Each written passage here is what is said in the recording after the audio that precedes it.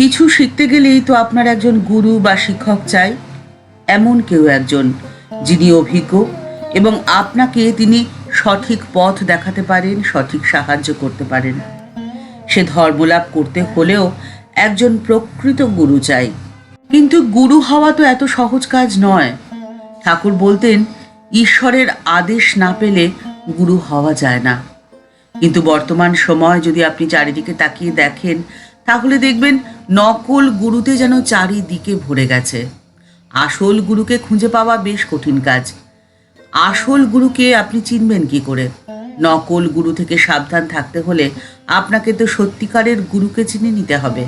তাই মনের মধ্যে স্বাভাবিকভাবেই প্রশ্ন আসে যে কে প্রকৃত গুরু, তা জানার কি কোনো উপায় রয়েছে? শাস্ত্র বলছে রয়েছে। আপনি তার চরিত্র দেখলে ঠিক বুঝতে পারবেন। আপনি এটি লক্ষ্য করুন যে তার কি অর্থের প্রতি কোনো লোভ রয়েছে? শিক্ষার বিনিময় তিনি কি টাকা পয়সা ধন দৌলত চাইছেন, নাকি নাম যশ ক্ষমতা বা সামাজিক প্রতিষ্ঠা লাভের মোহ তার মধ্যে রয়েছে? যদি থাকে, তাহলে আপনি কিন্তু তার সম্পর্কে সাবধান হয়ে যান, কারণ তিনি হলেন নকল গুরু।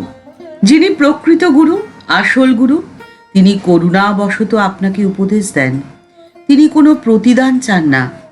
তিনি আপনাকে একটু সাহায্য করেই খুশি হয়ে যান।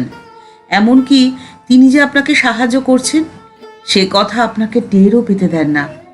তিনি বড়জোর আপনাকে এই কথাটি বলতে পারেন যে আপনি আপনাকে সাহায্য করছেন, তিনি নন। বাস্তবিক কথা কি বলুন তো? আপনার ভেতরে তিনি আস্তে আস্তে আত্মবিশ্বাস জাগিয়ে তোলেন।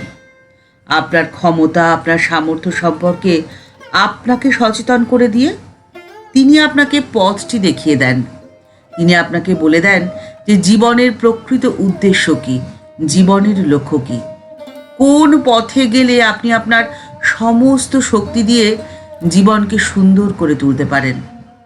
সংক্ষেপে যদি বলতে হয়, তাহলে এই কথাটি বলা যায় যে আপনার সাথে আপনার গুরুর যেন একটা অদ্ভুত সম্পর্ক, একটা রহস্য মাখা সম্পর্ক রয়েছে, যিনি আপনাকে সত্যিকারের সাহায্য করছেন, অথচ আপনি সেটা বুঝতেও পারছেন না।